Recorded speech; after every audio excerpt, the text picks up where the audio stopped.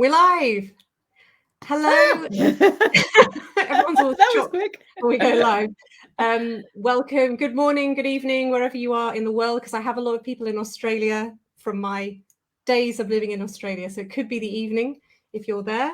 But welcome to part 3 of my Courage to Create series. And this is the last part. And today we're talking about accessing your full creative potential. And I'm so excited to have Avon Hartley here today. So, such an interesting, lot of experience and background, and she's done so many amazing things. So I'm just going to briefly introduce her, and then I might just let you add anything else you want to add, if you want to add anything else. So Avon's a creative coach for actors, writers, and other creatives in the film and TV industry. And she's also an award-winning TV producer with over 30 years of experience in comedy and drama. But we actually met through the Jungian life coach training. So, yeah, do you want to just introduce yourself or welcome, just say hello to people? Yes, hi. Well, thank you so much, Anushka, for just inviting me on. So I'm just as excited, I think, to be here as well, because it's a great opportunity to chew the cud and talk about everything creative. So that's great. Thank you. So I'm kind of, as you said, I've had 30 years experience in television and film. And in fact, I ran away to the theatre when I was 12, 13. So it kind of, my love affair with it all started then, and it's never really stopped. But along the way, then I discovered coaching actually originally in 2005. I originally trained with the Coaches Training Institute, CTI, who are probably the granddaddies of coaching. Wrote most of the books on it, and they come from, interestingly for us, they come from a background of performance. So they used a lot of improv in their training, which is quite interesting. And then then I went on more recently and did the Jungian training, the master training with them, and that's just really the tools from that have just been phenomenal, and just love what we can do with it. So yeah.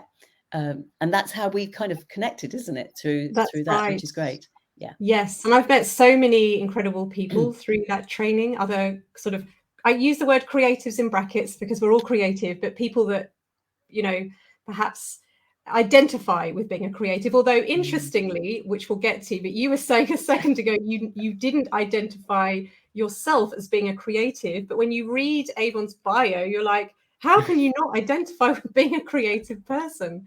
Well, I think it's really interesting. It's only because of this that I kind of actually was reflecting on it. And I think it's that classic situation, and we can talk about it. You know, this was my resistance. You know, I was joined the theatre when I was 13. I started working in the theatre when I was like 13, 14. And I went to art college where I was in competition, so to speak, or I suddenly met people that could reproduce drawings like photographs.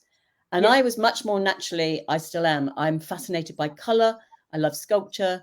You know, I would happily just paint colour all day if I could. You know, that's kind of what is my thing. But I couldn't do a reproductive drawing of anything. And I basically came out of that experience of 2 years at art college and just went, well, I'm not an artist. Ergo, what I'll do is I'll just support other creative people. And I've looked back on my career and I was like, well, that's what I thought I was doing. I was supporting creatives. Yeah. And it was only as I thought about the work that I do, and of course it's been a creative kind of body of work for the whole of my life. I just refused to accept it. It's so like I was in denial. Yes. And it's such a big thing that I think it's something that I see a lot with people as well, particularly speakers that I work with. Singers tend to see themselves more as a creative person, but speakers are often like, no, I'm not a speaker. I'm not a performer. I'm not a creative person. I just have to speak. I just have to get through this meeting. So I think one of the big things that I've learned, particularly through all of this sort of deeper Jungian work, is we're all creative. And we were talking a second ago as well, how creativity and sexuality are linked. When we create a new life, that's creativity. So we're all creative. Every single human being is. It's just whether we identify with it and whether we've done anything about it. Yes. So yes. I think that brings us nicely on then to what we're going to talk about today. And just to preface this by saying, Avon and I have had a few conversations on the phone, and we've always we just have all these really interesting, rich conversations. And I kind of wish we'd take those and anyway, they will come today. I hope so. So I just wanted to start with this quote from Wallace Wattles, and you probably know this one, Avon, or maybe not. The very best thing you can do for the whole world is to make the most of yourself. And I love this quote because I think often it's about giving ourselves permission to go for our dreams, to follow our passions, to follow our heart, to follow our calling, whatever that looks like for us. But even if we know what that calling is, I think, like for me as a singer, I've always known I sing and I love singing. We do face challenges when we put ourselves out there. And I wanted to start first of all with, so there's two, I suppose from my perspective, and we can talk more about this too, but there's kind of two areas. There's the vulnerability of creativity, which is really, I think, can hold people back. But then as a product of that is then when you do put yourself out there, there's all the resistance that shows up. And I think, so maybe we'll start with vulnerability. And I know Brené Brown's done a whole, she's famous now for her vulnerability conversations, but one of the quotes I love of hers is, vulnerability is the birthplace of innovation, creativity, and change. So we can't create and change anything and make changes without vulnerability. Yeah. So do you want to, I'm just going to throw this at you to start with. I've got obviously my own thoughts, but what is your perspective on this in terms of the people that you've worked with in the past and even in your own life in terms of the challenges people face with that kind of vulnerability piece of creativity? Well, I mean, so many things come to mind, really. I mean, I think particularly, for performers, I mean, so this, particularly, so whether it's an actor and writers as well, because they are giving birth to a piece of work and then they have to show it. So there's one thing about, particularly for a writer, they can write and it can stay at home, but it's the act of the amount of writers I know who will tell me that they've got 6, 7, 8 scripts half finished or 3/4 finished, but not finished because the minute it's finished, it's ready to be shown. Yes. And they're not going to go, they will not do the last 10 pages, because then that's the vulnerability stage, because then that opens up a whole new, that's confronting for them. And, for a performance, again, it's the difference between what an actor does in, say, in a workshop and in rehearsals is the most creative and beautiful time to watch. It's an abundance of creativity. And then what you see sometimes on performance day is suddenly, again, the audience is there and it's like, this is really confronting. Because what are they going to say? What will people think? Am I good enough? All this starts to come into play. Then there's the reality of, particularly much more so now, which is, everybody's an armchair critic. So they are being flung criticism from their Facebook posts to their reviews, from the performances, from peers, from, everyone has an opinion. And I think that can make it harder than it's ever been before for people. So this is a particularly hard time, I think, in that sense, because there is no escape from the one thing that everyone fears, which is judgment. Absolutely. And I think, as you say, I mean, certainly as a singer, I know in a concert, people could be videoing my music, posting it immediately onto Instagram, Twitter, wherever. They could write some really horrible things and immediately it's out in the world. I mean, it's just, it could be live streamed as, this is terrible, what's this? So I imagine it's a similar thing. It's so immediate now. It's not even waiting for the press to come out. It's like in the moment, people are often filming theatre productions or they're in the audience like, this is rubbish, it's like being naked, isn't it? I mean, it is literally like standing up there, and you've got no protection at all anymore. You can't. Yeah. Absolutely. Sorry, did you have something else to say? No. So I was just thinking about that. You know, those words come up: the vulnerability, the shame, the judgment, the criticism. That, you know, they're all things that our ego is designed to absolutely protect us from. So it is inevitable that I think human beings start doing things to kind of to protect themselves as much as possible. So putting yourself out there is huge. Yeah, absolutely. And I think, you know, as you said, creativity to the ego is very vulnerable. It's unknown, it's risky, it's emotional exposure.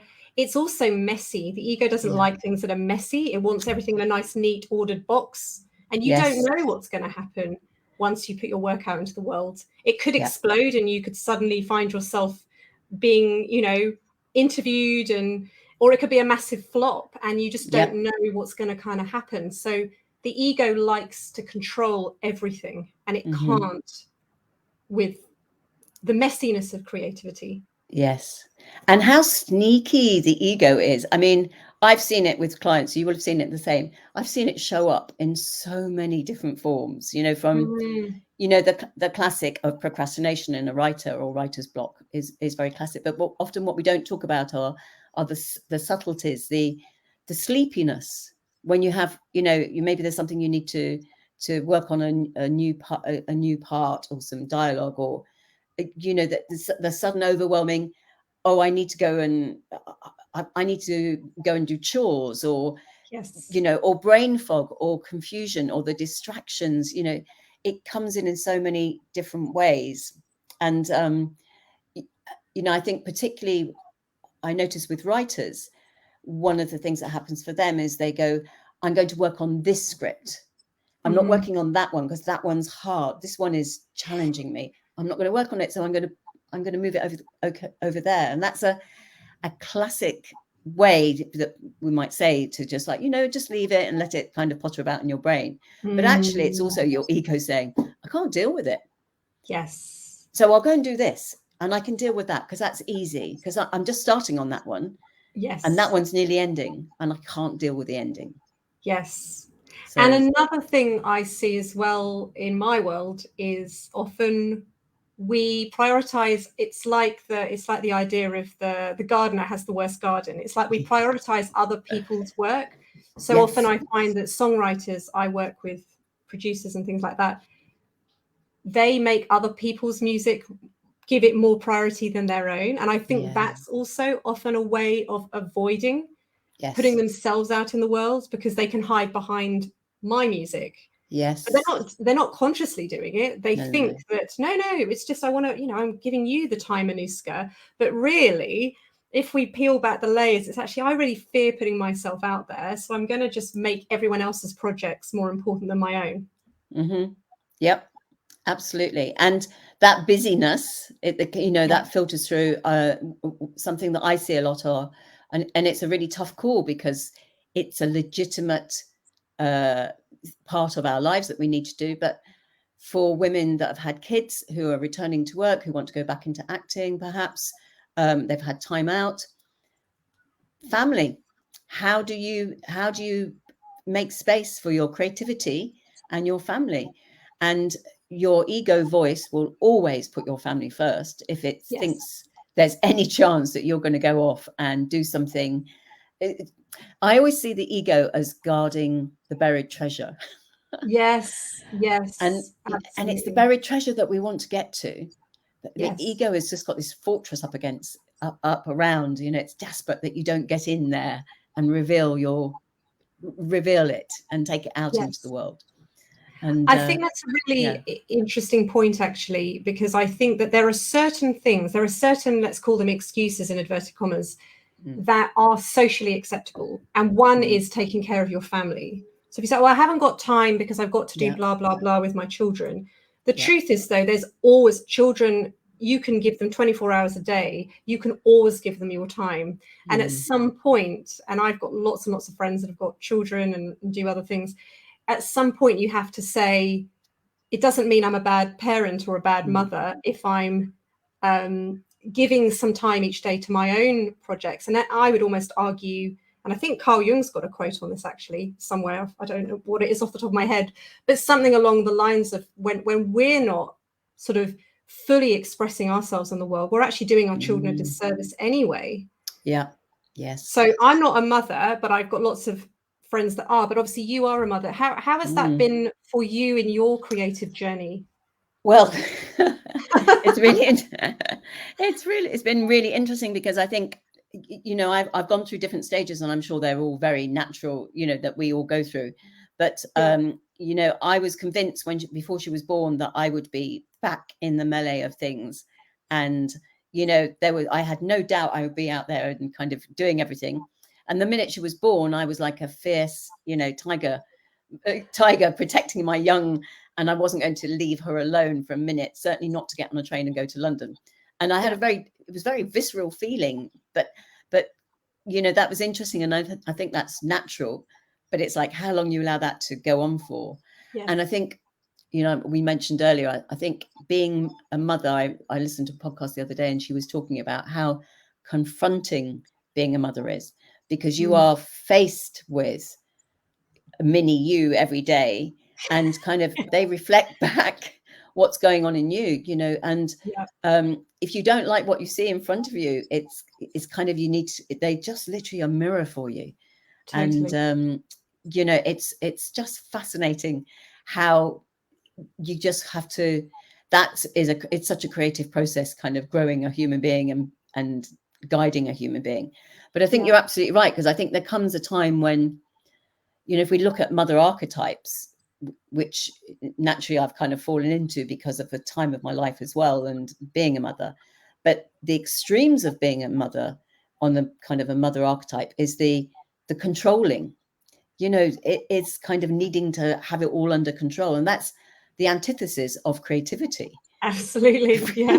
You know, we need mess. And it's funny as mums that we need to be able to, we have to be able to access in that kind of messiness and show that it's okay to be messy. Because I think what happens with the kids who are born with it all in play, you know, absolutely. And what we're doing is knocking it out of them, you know, like society, that's kind of the development of society, and kids at school and everything is all about how you're going to fit into society. Yeah. So they come with all the tools there, and then we spend our time kind of knocking it out, developing their ego. Yeah. Only for them to then have to undo the work later. But unfortunately, you know, I mean, the ego works because it helps us pay the bills, but we have to do a lot of work to undo that if we want to access our creativity again. So quite a long-winded way, I think, of saying that there is creativity in being a parent, but my goodness, I think it is as confronting as creating your own production at times. Yeah. In fact, I have said that I've had easier time standing out in a field on a film crew with a film crew than I have with a day with my daughter. And I think sorry. No. Yeah, and I think that's the key part of it, as you said. And children, of course, are literally biologically a part of us, but of course everyone's a part of us. Anyone that we have any kind of experience within our awareness, particularly if there's any kind of trigger, particularly a trigger, but we're always seeing a part of ourselves, but it's just on another level when it's actually our own flesh and blood, because it's literally our DNA that we're seeing in front of us as well. So I can imagine that that's a whole other level of confrontingness, and also relationships, romantic relationships. We're seeing ourselves in those people as well. So everything is an opportunity to learn. But I suppose just coming back to then this the vulnerability side of things. Yes. I think that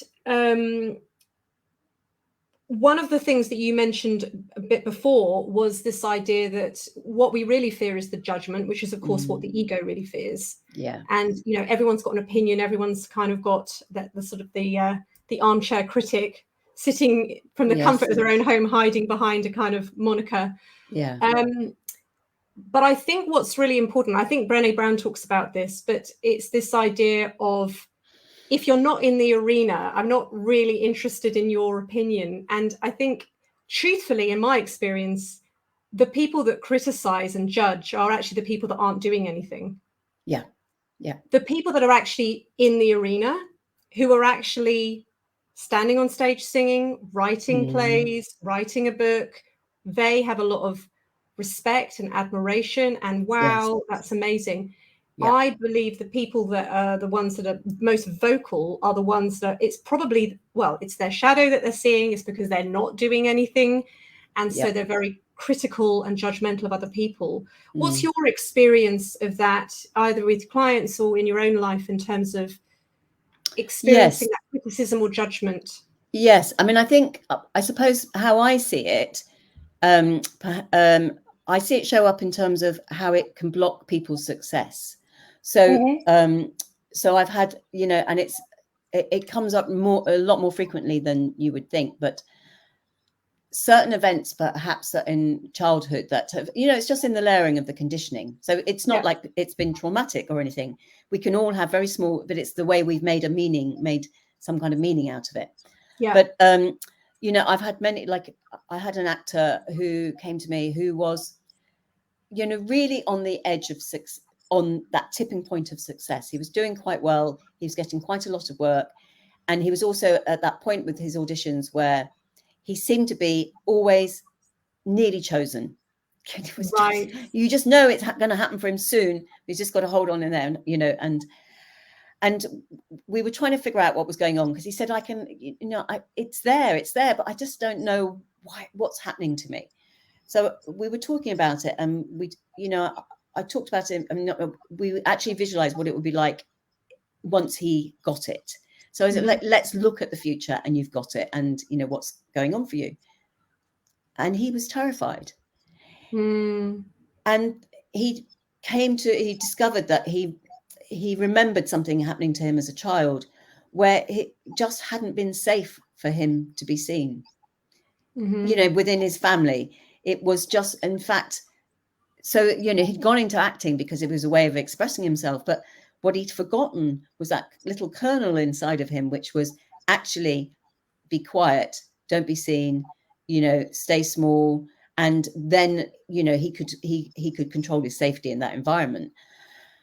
And he'd forgotten all that. So he had a very, very kind of subconscious thing driving him, which was to actually not get the audition. Yeah.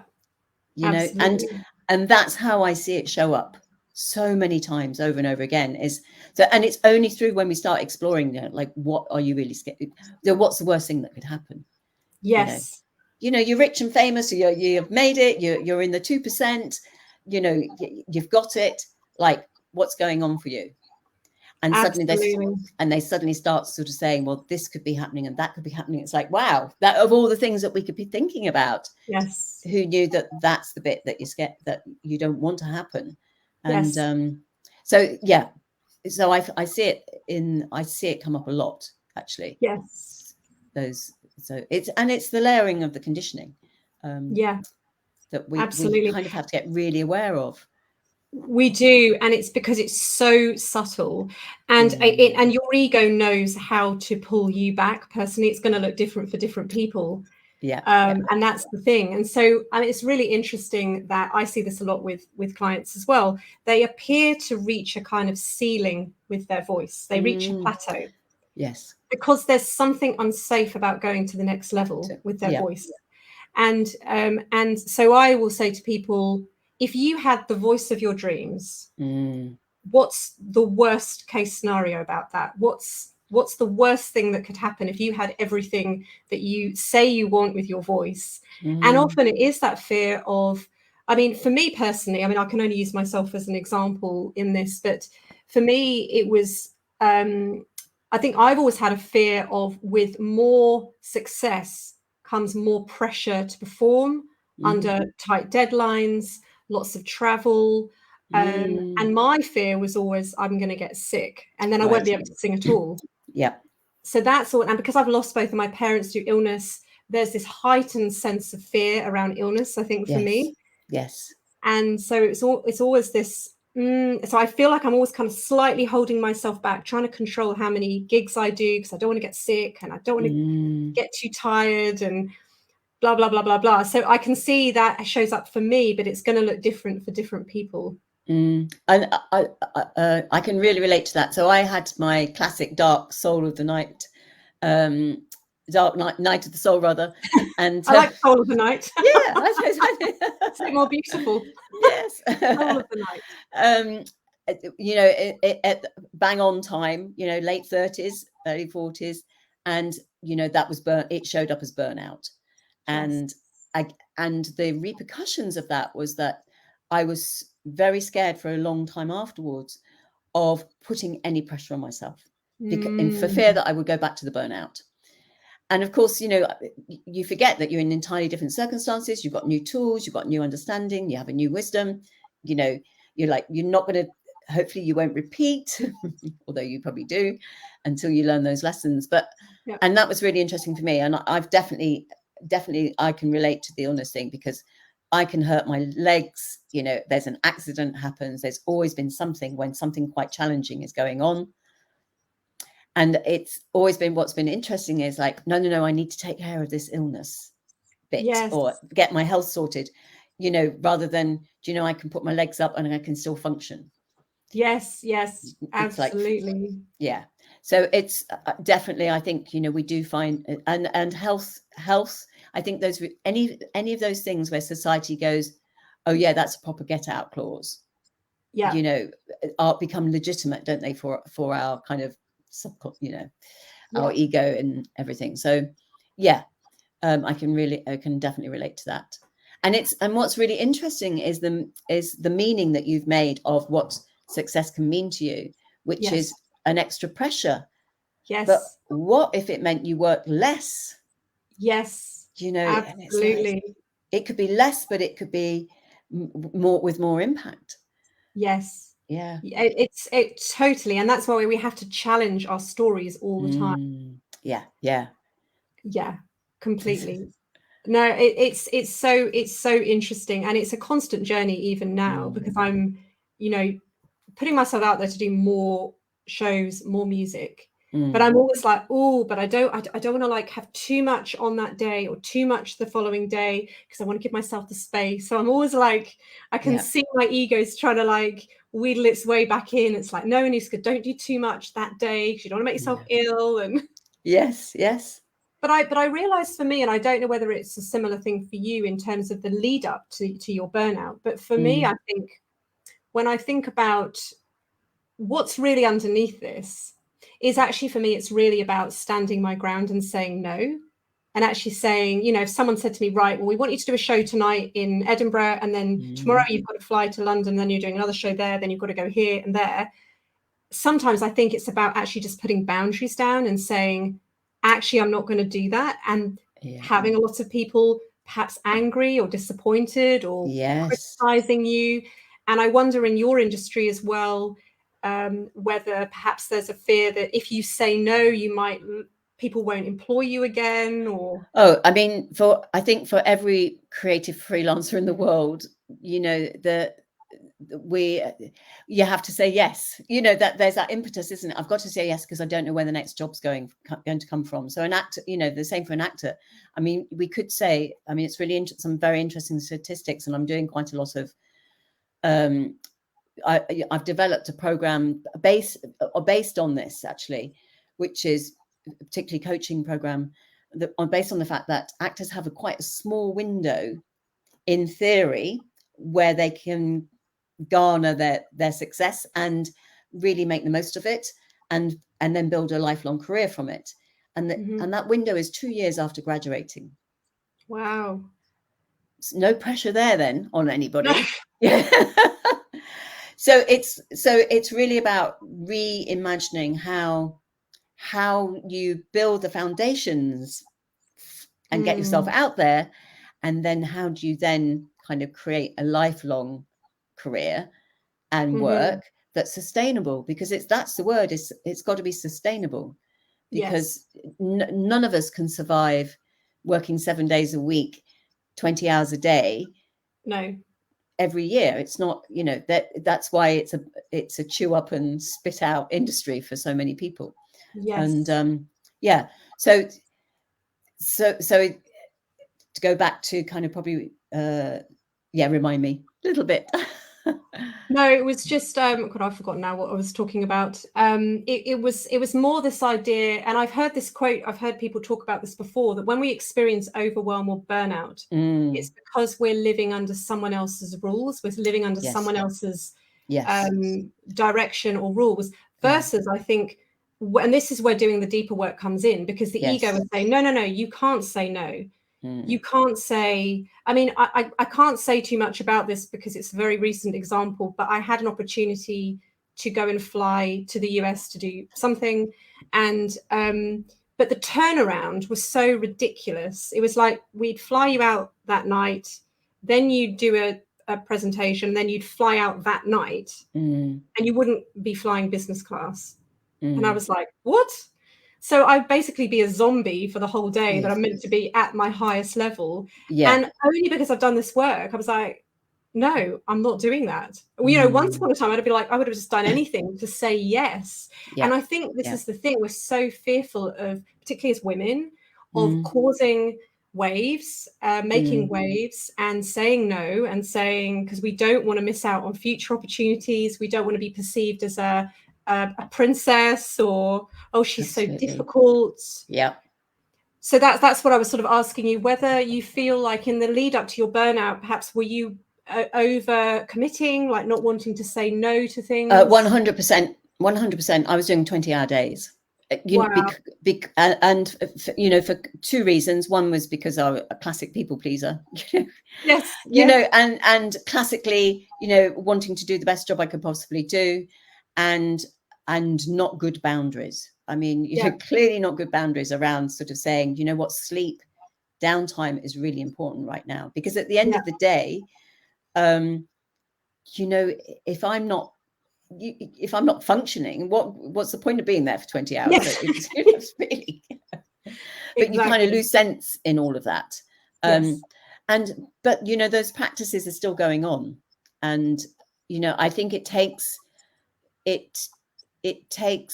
a lot of deep work to kind of get, and it also takes some industry changes as well, where that's kind of a bigger conversation. But you know, there's, you know, we have these concepts in creativity, don't we? We have starving artists, so you have to work for nothing because you love what you do, and it's a vocation.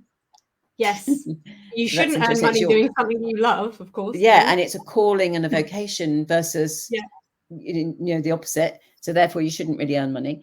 And then we have the other practice, which is, well, there's not much money in it for a lot of people, you know, so it's like costs a lot to put on, takes a lot of money to make programs, so we can't pay people properly. So if we really want this to happen, you know, let's reduce all the budgets and the costs and the, you know, and whatever. And then everyone it's just for this one project. Let's bust a gut for this one project. And then that becomes a norm. And I think, you know, so that's an industry practice, but it comes back to the fact that I think people who are brave enough to access creativity have so often feel like they feel like they have so few opportunities to express it, so they start saying yes to everything. Whereas with the deeper work, we can start to understand that we can control that more, because we can design it ourselves, and it's about us creating our own opportunities and our own ways of working and shifting things that way. And actually this brings me on to this, actually, because through the Jungian work and through the deeper work that we coach on, and we've gone through ourselves, is we're always seeing our own mind in those experiences. So when we perceive people are pushing back and saying, no, you can't do that, we're really seeing our own mind, because that's what we've bought into and what we believe. The hard thing is sort of speaking out, even though that ego is going, no, you can't say that, you can't do that, and holding the vision of what you actually really want to create, because we're only ever seeing ourselves in these people who say, no, you have to work these ridiculous hours, otherwise you'll lose your job. And I think that's the hardest thing when you haven't done any work beyond sort of the ego persona, and you think that that's who you are, that you believe that these people that tell you can't do something, that you're gonna. I mean, I remember I used to work in TV on the post-production side, and the hours were ridiculous, and you were paid peanuts. And I remember, I mean, this was when I was completely and utterly unconscious and had done no work. I was terrified of losing my job because they made it very clear that if I didn't do it, they would just get rid of me and they'd get someone in tomorrow. So it was very much suck it up, princess, get on with it, or lose your job type thing. But we're still paying you £5 an hour. It was £5 an hour. Depressing. But what I wanted to say on this idea of fear, because I think this is the thing that kind of holds us back, the vulnerability of putting ourselves out there, the resistance that shows up, it's all fear, it's all lack. Fear is false evidence appearing real. And I love that so much, because we really believe, because it feels real in our body, we have a visceral reaction to fear. So we believe it's real. But I love this idea that it's false evidence appearing real, because it's really what it's really showing us is we're out of alignment with our true nature. And our true nature is abundance, is possibility and potential. And when we're in fear, all we're seeing is lack, limitation. And that is not the true nature of reality. But when we buy into that, then our body responds with that fearful response. And if we can see the true nature of reality, then it's easier to sit in the fire, so to speak, versus run away when we have to have that challenging conversation. Because we're only having that challenging conversation because that's what we believe. We're only seeing what we believe. Yes. Well, I think it's really interesting, because I think two things come to mind there. One is that society kind of sets us up, sells us fear. So we're living in a society that sells fear constantly to us. And we also live in a society where being uncomfortable at all is, our society is all about, no, be comfortable. Like, you don't want to feel anything. Yes. So, from going to the dentist, of course, we don't want to feel anything when we're at the dentist, but, from going to the dentist to any kind of thing, like getting hot and sweaty, we don't want to feel, we want to just stay kind of like comfy. That's it, and of course, there's no growth in comfortable. There's nothing there. It's like more like being in a swamp.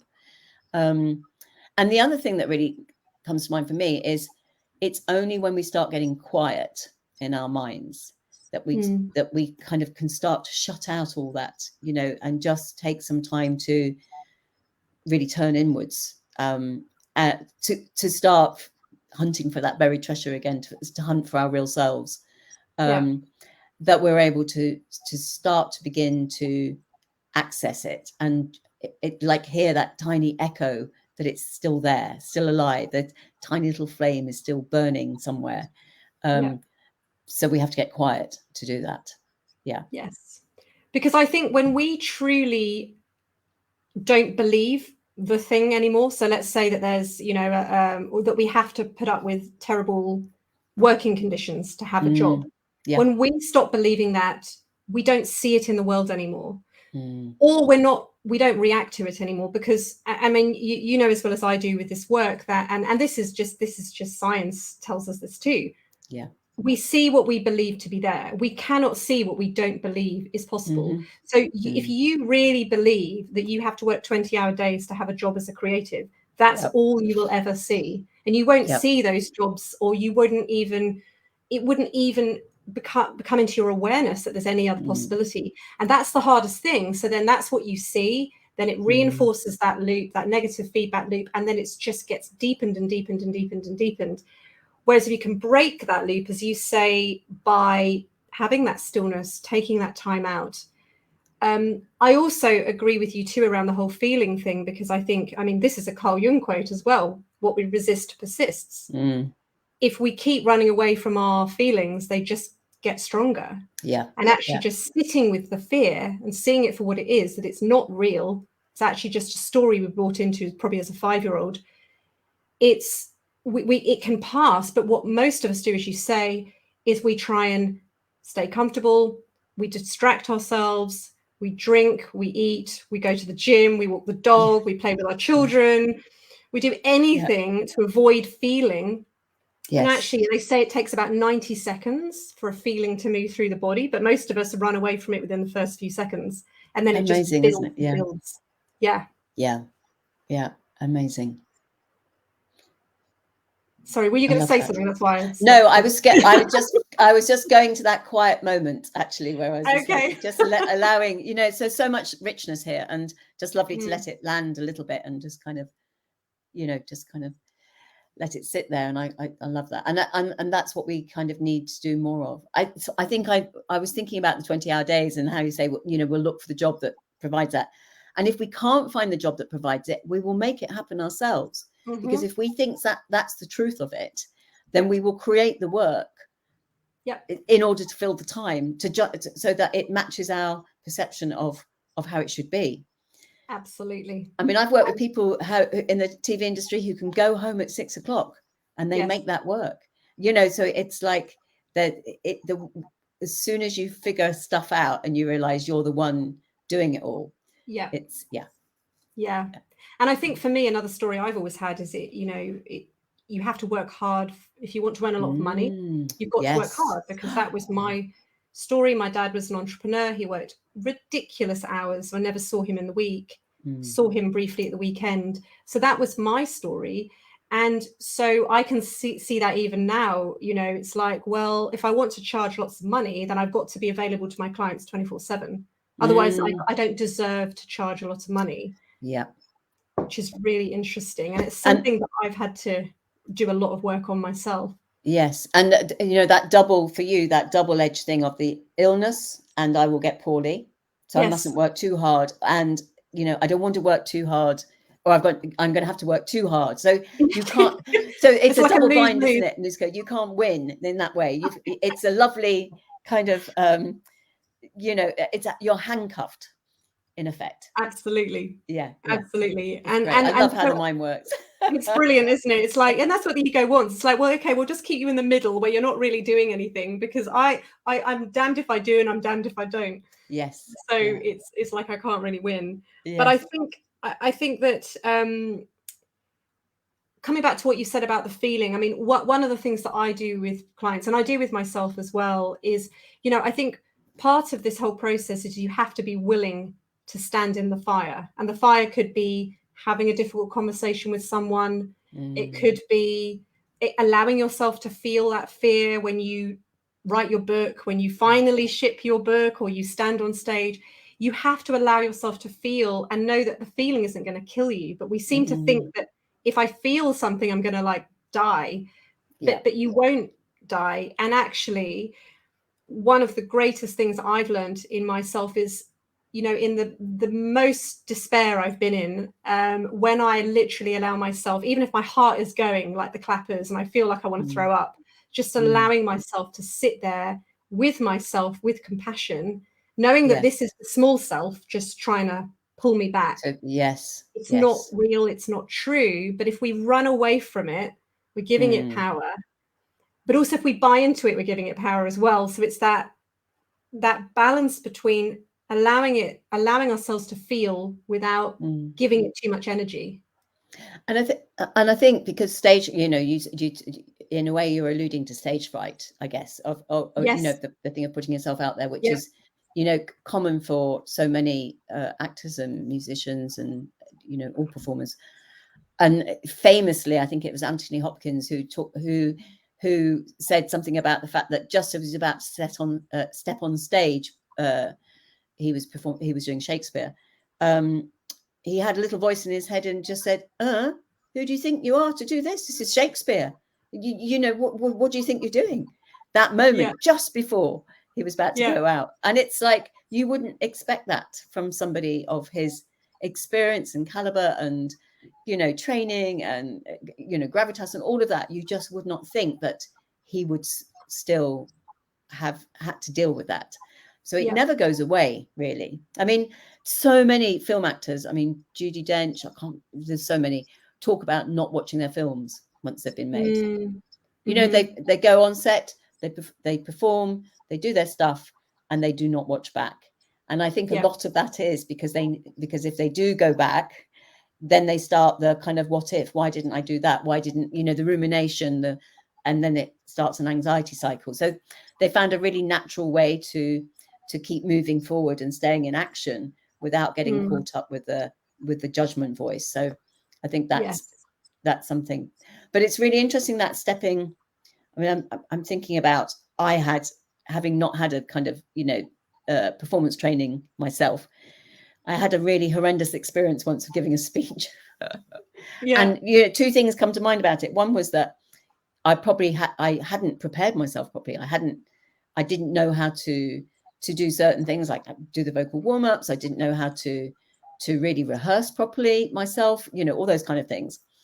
And the other thing is, I suddenly became aware of the audience watching me, and then I just went straight into my own head, and forgetting that, of course, that I was there to communicate something to them and to share something with them, and that actually it was the wrong way. I was looking at it completely the wrong way, that it was about kind of being really excited about what I was doing and wanting them to have it, whereas suddenly allowing all my focus was on, they don't like what I'm saying, and and whatever it was, and of course that's for a performer, that you have to stay in that place, which is, I am here to share something amazing, to express something, whether it's a story or a meaning or an emotion, with these people over here.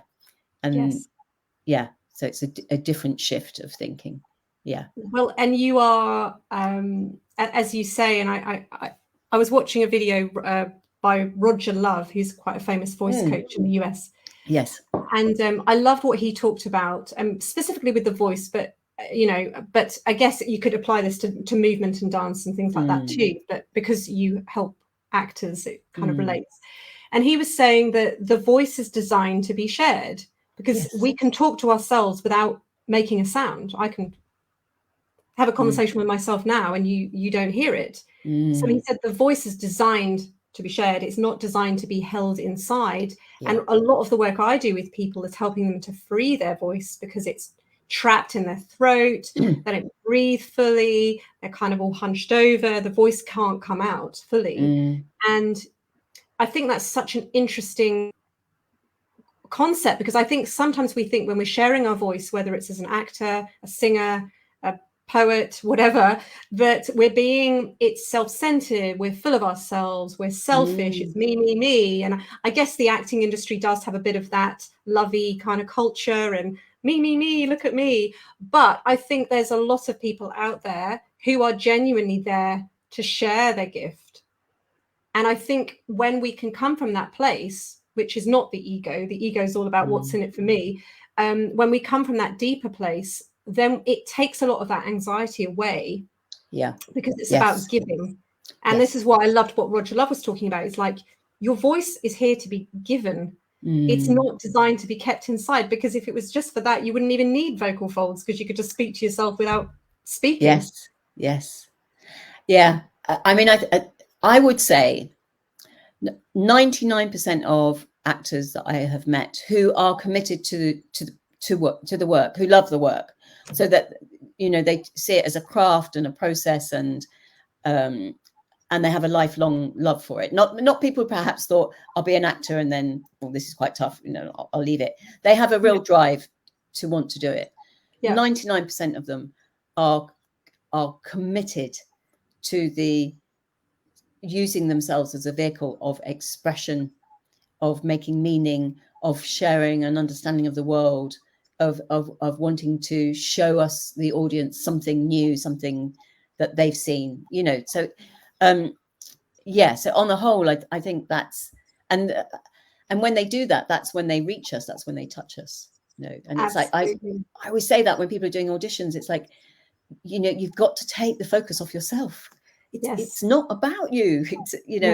It's you have to go in there and really think about, what is it that you want to share from this moment to these other people who at that moment are watching you. It's, what's your intention, and what do you want to emote in them? you know, so it's yeah. Well, and I think coming back to the sort of the deeper part of this, from the ego perspective, it's all about what I can get from people. Yes. It's all about Yes. me. I don't want to look stupid. I don't want to be judged. I don't want to be criticized. Me. From the higher perspective, it's I'm not my body. My body is a vehicle for expression. But I'm not the body. The body is just my sort of temporary sort of home on this planet. Yes. And my voice, whether it's acting, singing, dance, whatever your expression is, your body is there just as a vehicle for that expression. And so I've got another quote. I was getting a bit quote happy this morning. This is another Jungian quote. He says, art is a kind of innate drive that seizes a human being and makes him its instrument.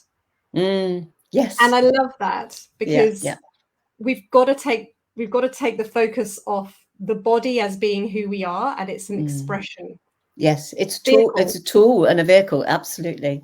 And I think that's why one of the things that I love, and you probably do the same with when you're doing coaching, but one of the things that I really love are many of the Jungian tools that we use. You know, so the ability to kind of to bypass the ego. So they're really designed for the ego not to realize what's going on, and we can kind of access into that, our kind of inner wisdom and our inner creativity, which is, you know, using active imagination, you know, using visualizations, working with our shadows, you know, so many rich tools to play with. I mean, and I play with them in lots of different ways. So I might actually not use it on the person as themselves, but as their characters. So you can do it double way. And it is amazing, you know, what they come up with. So that then gives a performer it opens up a whole new world to them of how they can access a different way of being, and, you know, different parts of their kind of subconscious and wisdom. Yeah.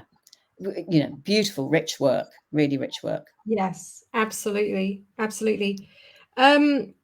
So I think we're coming to the end now. Did you have any sort of final thoughts for people who are perhaps now on this, you know, that they're on this kind of creative path, and they're perhaps experiencing, you know, what we talked about, the resistance can show up in so many different ways. Yes. Just remember, your ego is very clever. Anytime it's pulling you back, yes, it can come across, it can come across as like a societal acceptable kind of excuse, like I've got to look after my children, or it could be, you know, you break your foot, or it could come up in so many ways. But what would be your thoughts? Well, I mean, I think my first one is to get quiet.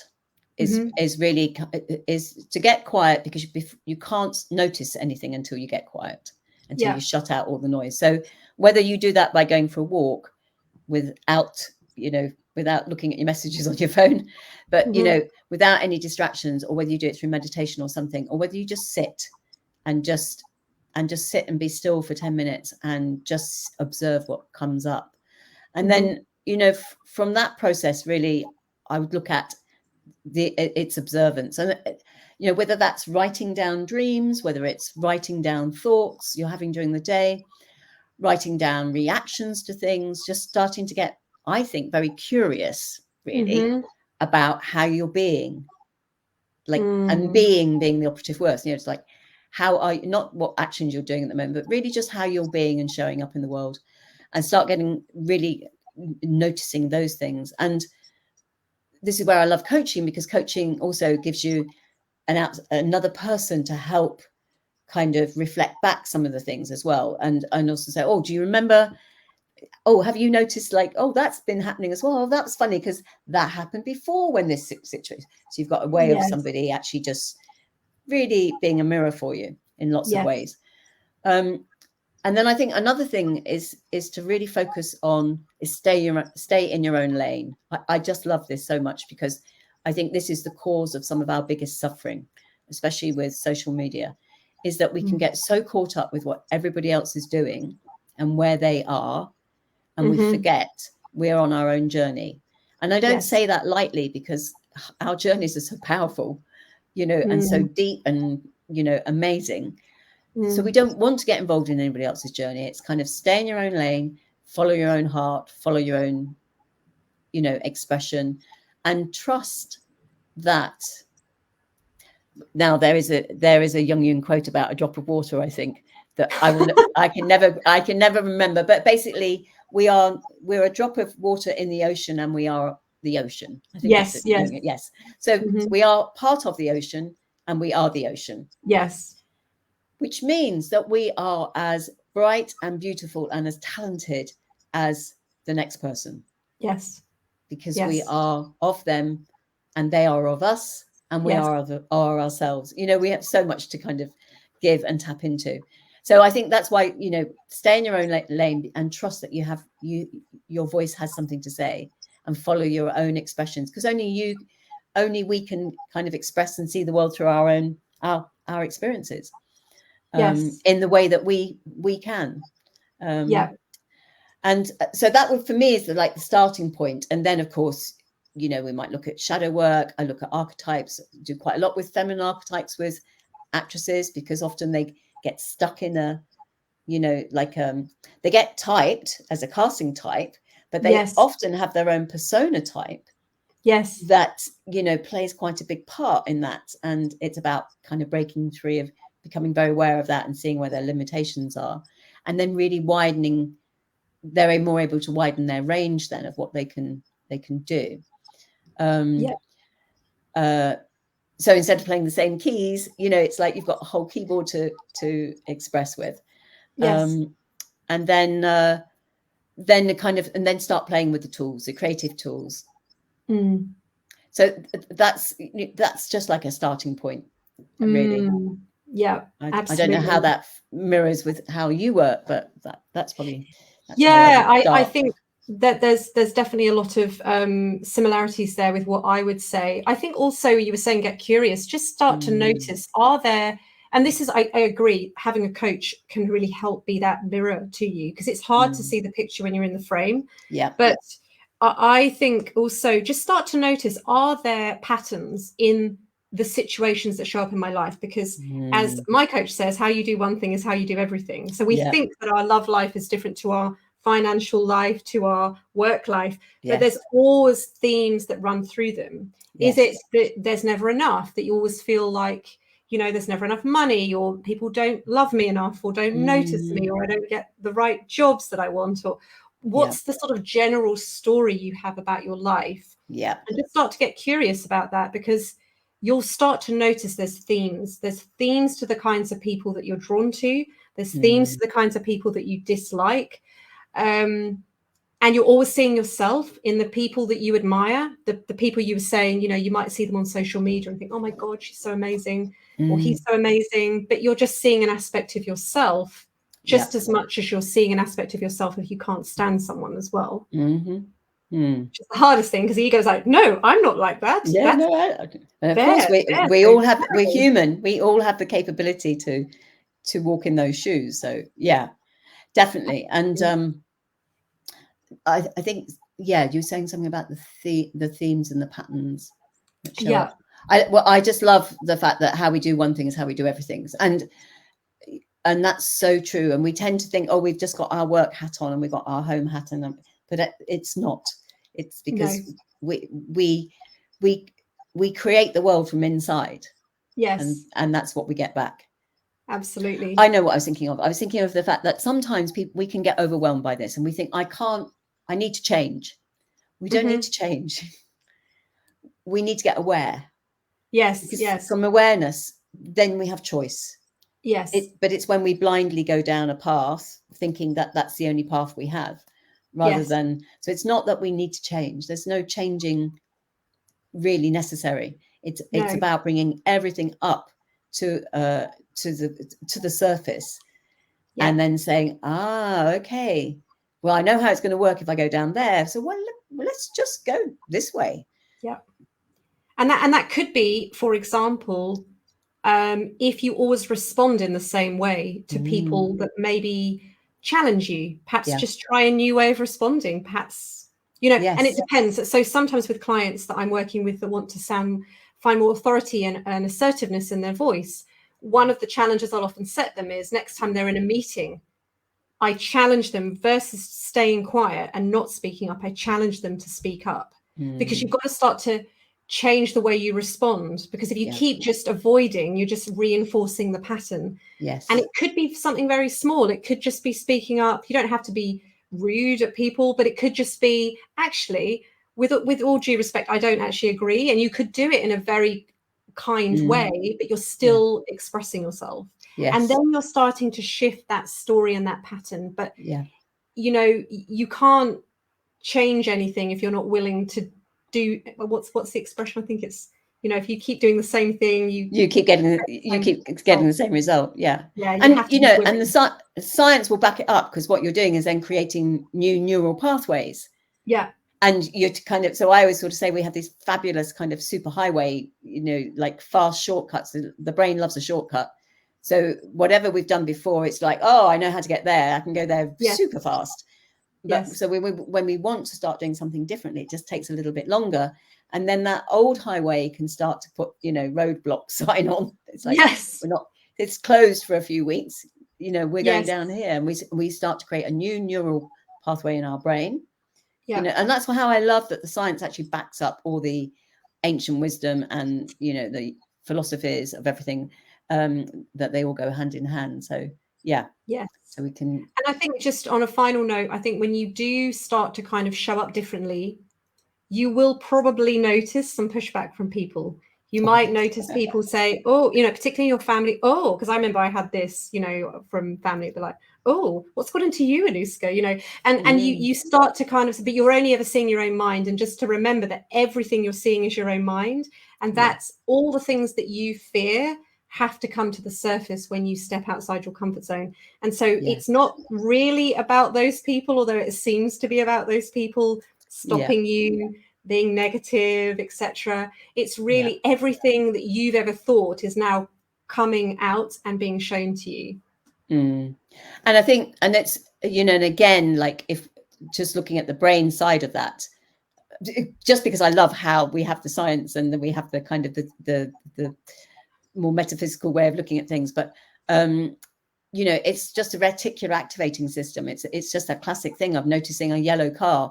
If you're primed to only look for the negativity, you'll never see a yellow car. But once you start looking for the happy cars, they'll start popping up everywhere, you know. And so absolutely, it's the same kind of thing. It's just taking the glasses off, putting the different glasses on. Yes, absolutely. So we're at the hour now, but I could talk to you for hours, but I'm sure other people have got things to do. An hour's enough for most people.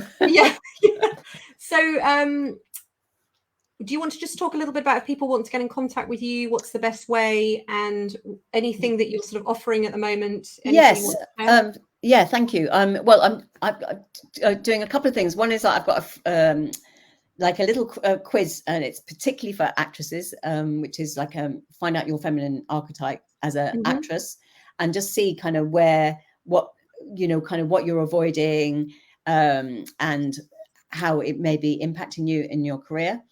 And you can find me at Avon. So my email is avon@avonhartley.com. Nice and easy. And a website is coming soon, which will be avonhartley.com. Nice and easy.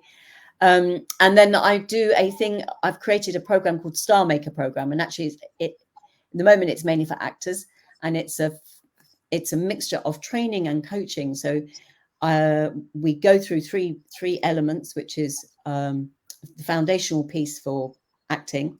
So really about the crafts, the discipline, the identity, our self-identity, real key pieces and fundamental pieces for building a sustainable career.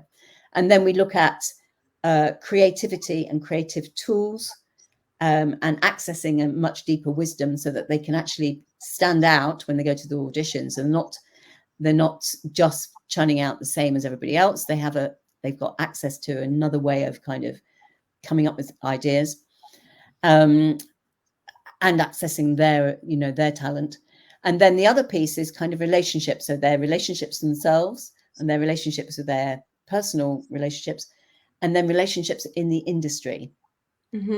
because that's all about seeding a lifelong career, and then their relationship with money. So it's kind of a 3-pillared process, and it's kind of a training, teaching people how to go through it and like learning all the tools, and then 3 months of, so it's 6 months in total, 3 months of the training, 3 months of actually implementing, so that you've got somebody there as they're putting stuff into action. They can then come back and go, this is happening, okay, my ego's turning up, now what do I do?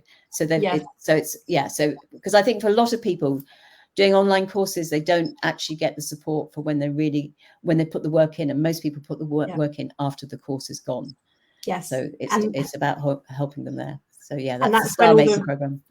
And that's when all the resistance will show up, when you actually start to do the work. Yes, that's when you're just thinking about doing it. Yeah. Well, I'm very good. I've been very good at that in the past. Well, thank you so much. I've really enjoyed this conversation. I hope other people have enjoyed this too. If you're listening to the replay, which most people will be, I will also be putting this on my YouTube channel. So if you can't find it on my Facebook page, then you'll be able to find it on YouTube. And I'll put Avon's contact. I think you've got a Linktree link. I'll put that in the description. Thank you, Bob. I think he's in Australia. He says, fascinating topic, relevant to so many fields. Thank you. Oh, brilliant. Oh, that's so nice. We've got live listeners out there. Live listeners. I know, it's exciting.